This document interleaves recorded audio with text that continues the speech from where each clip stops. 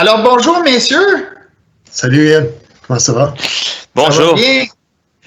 Bienvenue à l'émission Indicatif présent encore. Oui, c'est l'émission où on vous présente des idées pour l'enseignement à distance et puis on répond à vos questions. Très bien. Puis là, je pense qu'on se doit, Ralph, t'expliquer un petit peu ce qui se passe avec cet écran-là, parce que les gens n'ont jamais vu ça, puis ils se disent peut-être, c'est quoi tous ces boutons-là, puis pourquoi on a comme deux images, puis une à côté de l'autre. Puis l'animateur est en bas, moi-même. Alors, ce qu'on est en train de faire, mesdames et messieurs, c'est qu'on est en train de vous montrer une nouvelle fonction qu'on va illustrer un peu plus tard, mais vous allez voir un peu certains aspects de ça tout au cours de l'émission. Ça s'appelle l'événement en direct. Ouais. Good. Oui, on en parle tantôt. On va présenter notre invité. D'accord. Oui.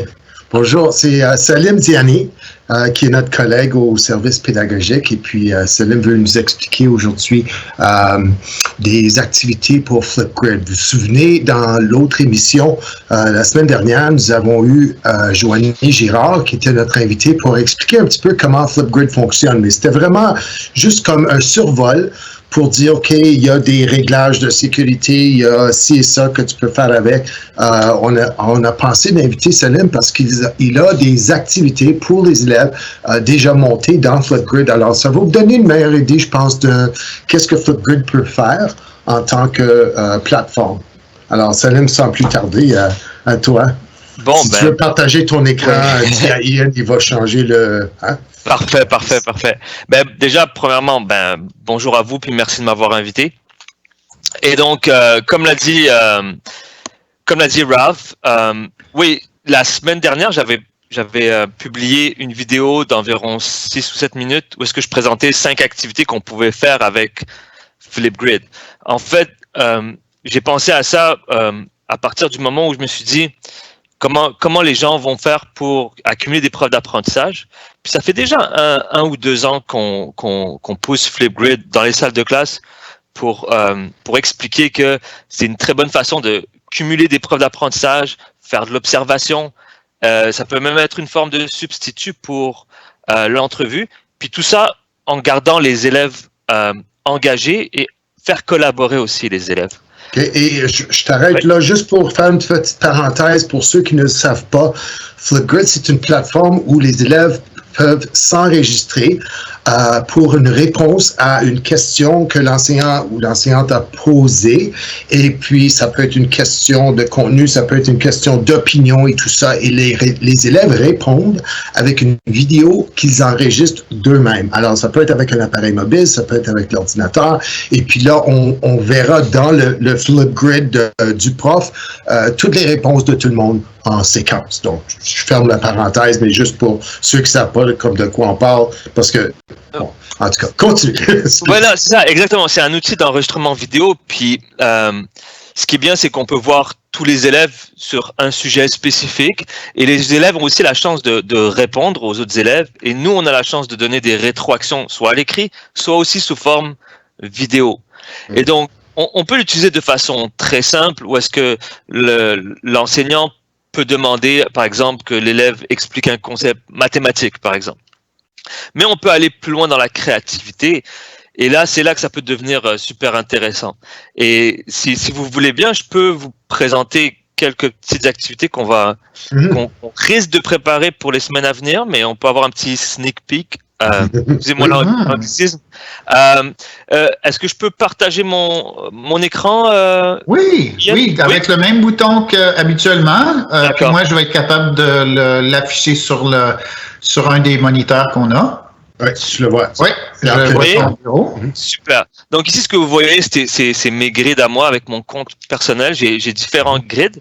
Et d'ailleurs, j'en ai 2 dans lesquels il y a soit un copilote ou soit je suis le copilote. C'est-à-dire que si vous avez un autre enseignant qui désire participer à votre grid, vous pouvez l'avoir.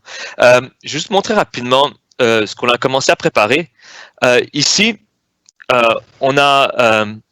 j'ai créé cette activité-là qui est une image, une histoire, où est-ce que je présente une image aux élèves et c'est à eux de s'imaginer l'histoire.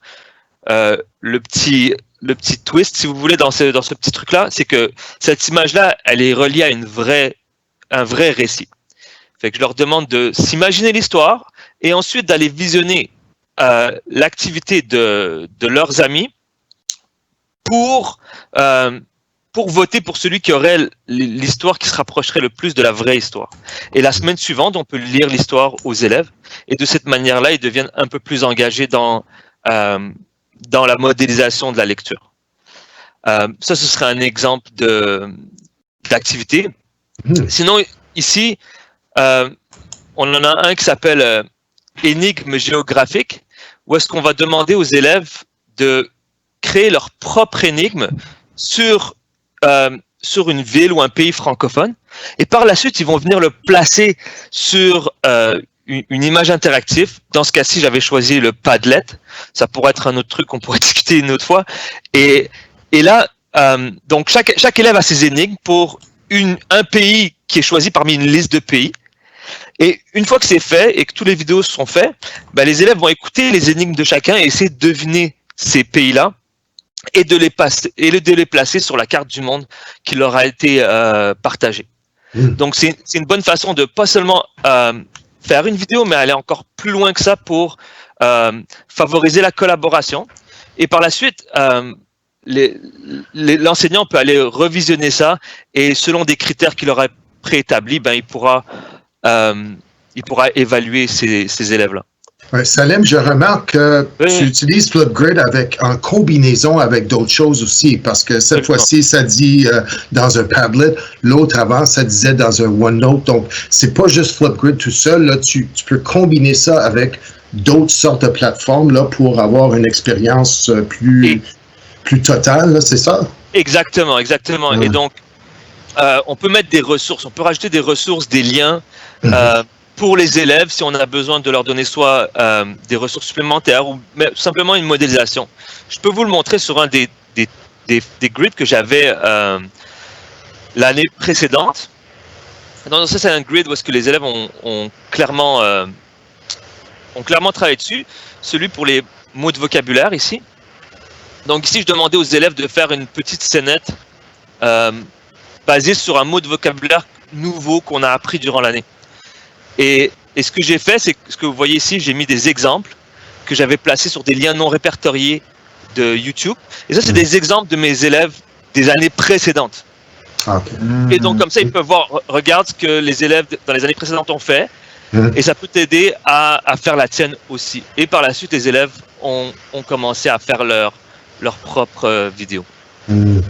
Hey, ça me vient l'idée, s'ils vont regarder des exemples de ce que les autres élèves ont fait, c'est une bonne façon, ça, de développer des critères pour un projet.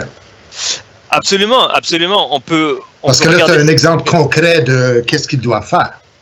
Non, c'est ça. Puis là, tu viens de faire le lien avec les résultats d'apprentissage. C'est-à-dire qu'une fois qu'on leur présente ces modèles-là, eux, par définition, ils vont finir par venir avec les critères qui vont représenter une vidéo de qualité. Et oui, on peut rajouter ça en plus. Donc, c'est certains exemples que je vais proposer dans le futur. Puis on continue à travailler là-dessus avec Joanie. Puis on est en train de s'imaginer d'autres situations qui pourraient aider de façon concrète les enseignants avec l'utilisation de Flipgrid. Et puis excuse-moi Ralph, mais sans dévoiler tous les gros secrets, on peut dire que les services pédagogiques, on n'a pas arrêté de penser à la formation, puis qu'on n'a pas une annonce publique là-dessus encore. Mais sachez qu'on est en Salim en train d'essayer de développer des contenus. Hein? Non, effectivement. Moi, comme tous les personnes dans l'équipe de services pédagogiques, on travaille chacun sur nos propres projets et il arrive des fois que je peux pas répondre à vos questions tout de suite. C'est parce que justement, on travaille sur ces projets-là et qu'on essaie de faire un travail de qualité, quoi. Alors, si les gens veulent apprendre davantage en ce moment, tu as fait mention d'une vidéo. C'est une vidéo qui est déjà dans Stream. C'est ça? Oui, c'est exactement. Je l'ai placée dans Stream, puis récemment, elle était dans les tendances. Fait que ça devrait être une qu'on devrait voir en haut. Oui. Sinon, j'ai un lien YouTube non répertorié que je peux vous partager si jamais il y a des gens qui ont pas accès à Stream. Ralph, c'est dans la description aussi de la vidéo. Et donc voilà, c'est les deux façons de pouvoir voir une vidéo. C'est 6-7 minutes, puis je donne 5 exemples d'activités qui peuvent être faites. Puis on peut y voir des exemples d'élèves en action par rapport à ça. Merci beaucoup. C'est un excellent outil. Ça, on l'avait déjà vu, mais là, ça concrétise un petit peu qu'est-ce qui est possible. Et puis, s'il y avait des gens qui pensaient, ça, c'est vraiment pour les plus vieux, pour le secondaire et tout ça, c'est pas vraiment le cas. Parce que ça, c'est des activités très abordables que tu as là pour le cycle moyen, puis je dirais même pour le cycle primaire, parce que la technologie est tellement facile à utiliser. Tu t'enregistres avec un téléphone mobile ou avec un ordi et c'est tout. Tu as la question, tu réponds à la question, tu dis ce que tu veux, ou comme toi, moi j'aime l'idée que ça mène à d'autres choses. C'est comme un outil de création, c'est un outil d'analyse aussi, là. Ça, c'est bien. Mais absolument, puis c'est bien que tu dises que c'est vraiment, c'est un outil qui peut être utilisé dans toutes les années. Et de mon expérience personnelle, moi je dirais que dès la 2e année primaire, tu peux l'utiliser très facilement. Et surtout dans le contexte actuel où est-ce que tous les élèves, ils utilisent des outils qui sont, selon moi, encore plus difficiles à utiliser tels que Teams. Donc, ça devrait être faisable, oui. S'ils sont capables de faire ça, ils sont capables de faire ça. Exactement. Merci beaucoup. Et puis, je suis certain qu'on va en entendre parler dans les prochaines semaines. Et puis, on fera les annonces en temps et lieu, là, s'il y a des activités de formation auxquelles les profs peuvent participer, puis tout ça. Puis, merci beaucoup d'être venu aujourd'hui pour nous parler de ça. C'est moi qui vous remercie de l'invitation. Bonne Salut, journée. À la prochaine. Merci, Salim. À la prochaine. Au revoir. Au revoir. Ian, parlant de... Oui. d'annonces et de choses qui se passent là. Je ne sais pas si les gens savent, mais que vendredi dernier,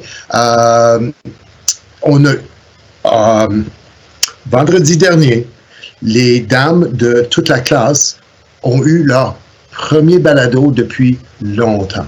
Alors, ouais. Et c'est quelque chose que quand je l'ai écouté, là, oui, quand je l'ai écouté, c'est comme oui, c'est ce qu'on avait besoin, tu sais, de parler de ça, parce que les autres, c'est toujours un style de conversation, mais ce que j'aime, c'est qu'il y a beaucoup de vérités qui sortent de cette conversation-là. Donc, ils ont parlé de, tu sais, bon, la situation maintenant, mais que c'est comme une nouvelle rentrée pour les élèves. Ouais. Okay? Et pour le prof, et où on apprend à connaître les élèves dans un contexte différent qu'on n'a pas eu la chance de faire avant. Alors, on les connaissait dans le milieu scolaire. Là, il faut apprendre à les reconnaître dans un milieu différent. Puis ça, j'ai trouvé que c'était fantastique. En tout cas, le lien de ça, ça va être dans la description de l'émission d'aujourd'hui, là. Ouais. Et puis, allez, faites-vous une faveur là, pour aller écouter ça. Là. C'est vraiment bon. Oui. Alors, on a 2 autres petits contenus, Ralph. Alors, je crois que toi, tu voulais parler d'une vidéo qui est peut-être passée un peu inaperçue dans notre série de vidéos Team. Puis, tu voulais juste faire un petit rappel là-dessus? Un rappel et un ajout. Alors, dans Teams numéro 20, oui, les notifications. Cette version-là des notifications, c'est vraiment plus pour la classe. Alors, pour les devoirs, pour la remise des travaux, des choses comme ça, des annonces dans les publications et tout ça. Mais, il y a toute une autre série de notifications dans Teams en général que peut-être les gens sont intéressés à régler. Alors, je peux te montrer ça comme dans 45 secondes, là, très rapidement, juste en partageant mon écran, si tu veux. Bien sûr, bien sûr. Parce que je pense que les gens devraient regarder ça. Alors, on est dans l'environnement Teams ici. Et puis, vous voyez en haut ici où il y a l'icône avec ma photo. Si je clique là-dessus et je m'en vais aux paramètres, ici, il y a toute une autre série de notifications. Est-ce que mon nom a été mentionné? Est-ce qu'un canal a été mentionné? Est-ce que les équipes dont je suis membre, est-ce qu'il y a des nouvelles conversations? Quand les appels rentrent, est-ce qu'il va y avoir des sons ou pas de son pour les notifications de la conversation, de la réunion? Il y a toutes sortes de réglages parce que, tu sais, les gens veulent pas, commencent à travailler de plus en plus avec Teams, puis là, ils disent, OK, je suis en train de faire quelque chose avec mes élèves ou quoi que ce soit, puis là, j'ai des dérangements, puis des pings, puis des pings, puis des, tu sais, on veut pas ça. Alors, comment est-ce qu'on peut désactiver temporairement ces choses-là? Il y a aussi une fonction ne pas déranger qui va interrompre toutes ces choses-là. Alors, si vous êtes en classe virtuelle avec les élèves et vous voulez pas d'interruption de messagerie, etc., bon, fermez votre courriel premièrement. Mais l'autre chose, c'est que dans Teams, vous pouvez avoir la fonction ne pas déranger. Et puis ça va vous aider à avoir moins d'interruptions dans Teams. OK. Merci beaucoup, Ralph. Puis, le troisième élément qu'on voulait partager avec les gens, en fait, un peu de façon sournoise, j'ai essayé de vous le montrer pendant notre émission. Parce que vous allez remarquer que l'apparence de l'émission aujourd'hui est très différente. Alors, ça, c'est en fait la console d'un producteur qui utilise, puis va-t'en pas trop loin avec ton bureau, Ralph, parce que je vais vouloir juste montrer le petit chevron qui permet de créer un événement en direct dans Microsoft Teams. Alors, c'est probablement quelque chose que les gens ont peut-être remarqué, mais qu'ils ne savent pas nécessairement comment ça fonctionne. Alors, quand on veut inviter quelqu'un dans Teams à une réunion, en fait, on a deux options, mais on clique probablement habituellement sur le bouton « Nouvelle réunion », mais si on va un tout petit peu à droite, là, on dévoile deux options. Okay? Puis, moi, je la trouve vraiment intéressante, la deuxième option, Ralph. Ça s'appelle l'événement direct. Puis c'est ce qu'on utilise, en fait, pour faire à toutes les deux émissions, jusqu'à présent, récemment, là, on utilise l'enregistrement par défaut d'un événement en direct pour, finalement, monter notre vidéo pour l'émission indicative présent. Alors, on pensait que ça serait intéressant pour les gens de remarquer que ça, c'est la console, en ce moment, ce qu'on est en train de regarder dans l'émission, et que c'est suite à avoir cédulé, finalement, un événement en direct. Je ne sais pas si tu vois peut-être le potentiel de ça, Ralph, dans un contexte de salle de classe. Bien, ce que j'allais dire, c'est que on va juste expliquer, si tu veux, la différence entre les deux types de rencontres. Parce que les réunions Teams, je pense que les gens comprennent assez bien maintenant ce que c'est. C'est interactif tout le long. On peut désactiver l'audio des élèves. On peut désactiver la vidéo entrante des élèves aussi. Mais en général, la conversation est ouverte tout le temps. Et puis, on a toujours la possibilité d'interaction. Si un élève a une question, il peut juste poser sa question.